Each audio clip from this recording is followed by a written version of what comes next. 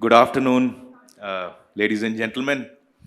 Although the topic is on education, uh, because it's Montek and because we are now in the 30th year of economic reforms, so instead of economy and reforms, I would rather talk about the economics of reform.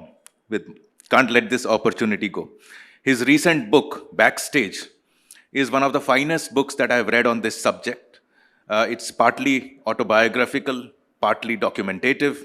I strongly advise everybody to read it.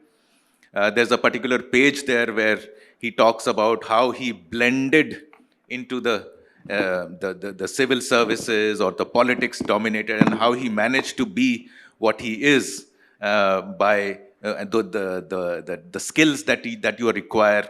And I think that would be very educative for all of you. Montek, I'm going to begin straight in the deep end. 30 years of economic reforms, in my opinion, the Congress party's greatest contribution to this country in terms of the economy. They undid everything that had happened in the past 44 years with this one statement on industrial policy 1991 and the union budget 91-92. And yet, when 24th July 2021 happened, I didn't see any celebrations from Congress party. I didn't see anybody take ownership for the India that we see today, the hopes that we have today. They all have their roots in this statement of industrial policy 1991. So what's happening here? Why is the Congress party going away from taking credit for this fantastic policy?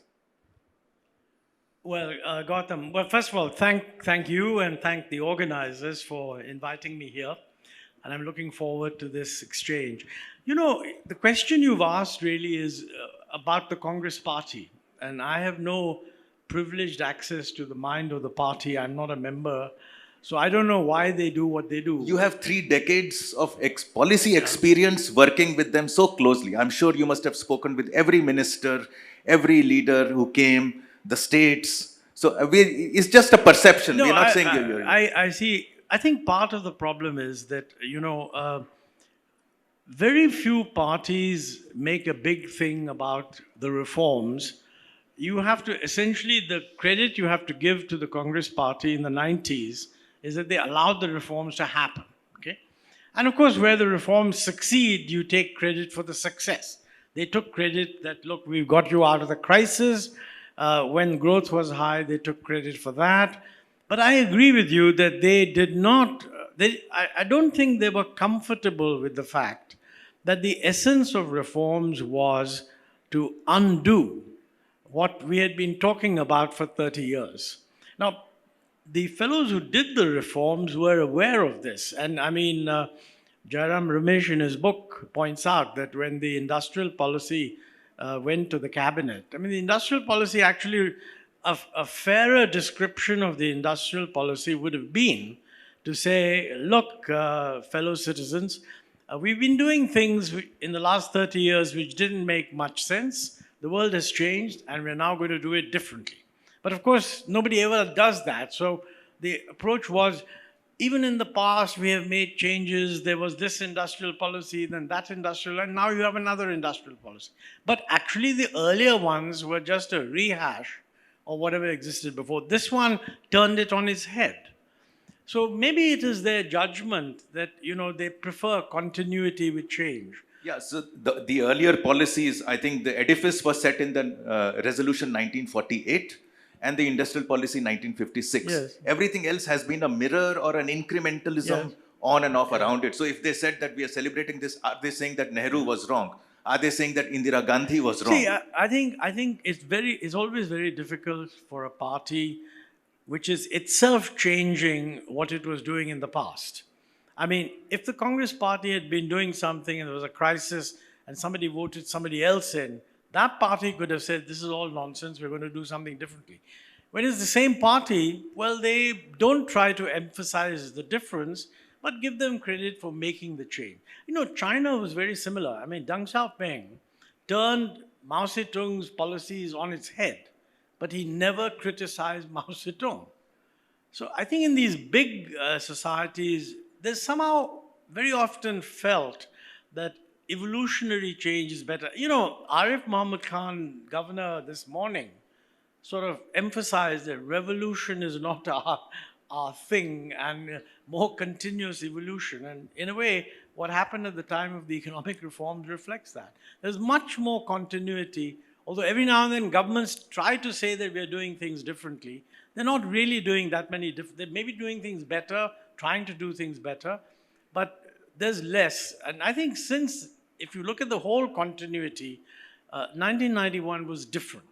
Because for the first time we said, look, A, B, C, D was just wrong and we're changing it. And I think we need to do many more things in future. So I look at the statement on industrial policy 1991 as changing the moral structure in the way that business was viewed. I think it opened business, it allowed foreign investment, it allowed privatization, and gradually brought some dignity to the business of doing business in the country.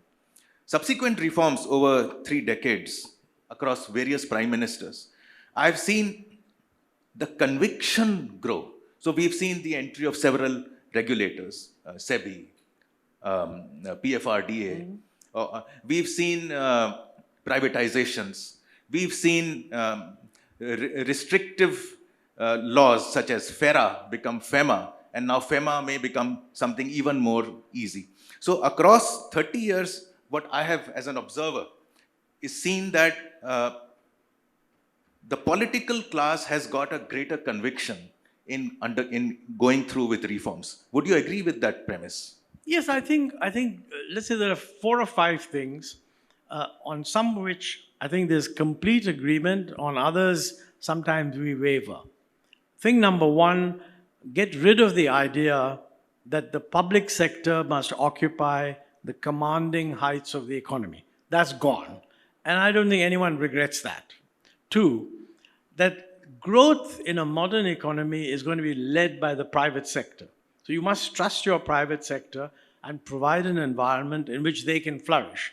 I think that's also now broadly accepted. I mean, nobody thinks that if we want to do A and B, let's set up a public sector company to do it, okay? Now, there's a second issue that how do you make sure that the private sector doesn't overwhelm the system through cronyism? Now, here, there are really two things you have to do. One is keep the economy open so that your private sector actually competes with the best in the world in terms of low levels of protection. 1991 gave a very clear signal that Indian industry, given the right environment, can compete, and we are going to lower protection. Now there, frankly, we've had a reversal. In the last 3 or 4 years, we have seen an increase in customs duties, which is a reversal of a 30-year trend, which previous governments had steadily gone through. So I think that's an issue. Is this temporary? Would it go back to something normal or not? That's an open question. Earlier, there was a very profound suspicion of foreign direct investment. That's gone. I mean, all governments now, they welcome foreign direct investment. But you know, there is an issue that it's one thing to welcome foreign direct investment in a competitive environment. It's quite another if you're welcoming foreign direct investment behind a protected market, because that can create difficulties. So these are the issues.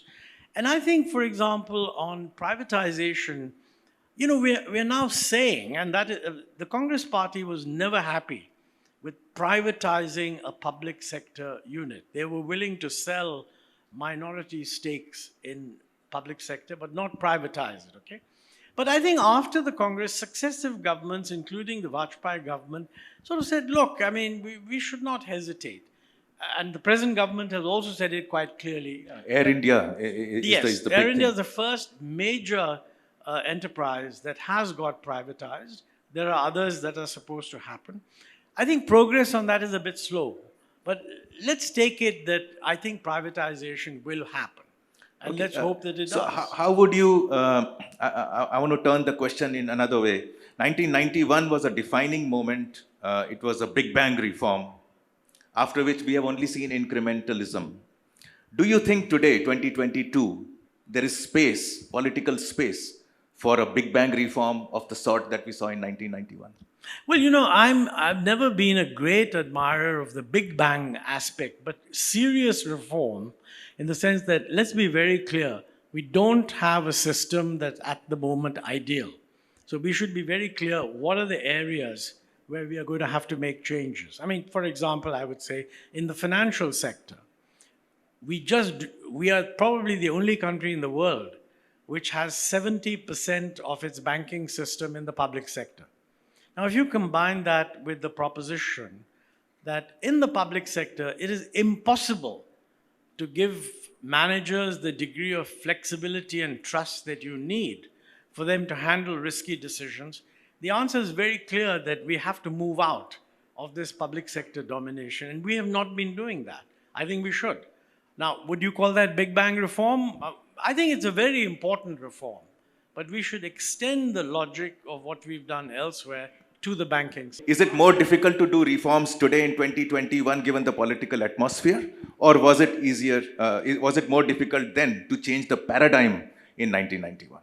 I don't actually think it's more difficult, but we do need to involve the public. They need to be aware of the challenges that the country faces, and we need a much franker discussion of what the issues are. I think we do face very new sets of challenges. One of the big differences between then and now, in 1991, there was a global consensus on what constitutes good policy.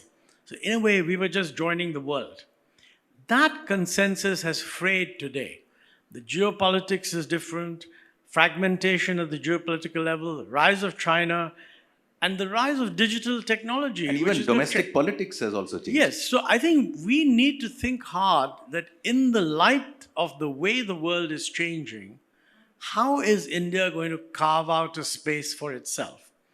The answers are not obvious. So unless this is discussed in the sense that people say, well, look, these are the alternatives. We could go this way, we could go that way, and let's discuss that.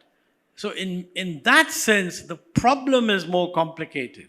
But if we don't reform, we'll see a crisis, that's all. I mean, I don't think that India has no guarantee of doing well if it doesn't change. Thank you.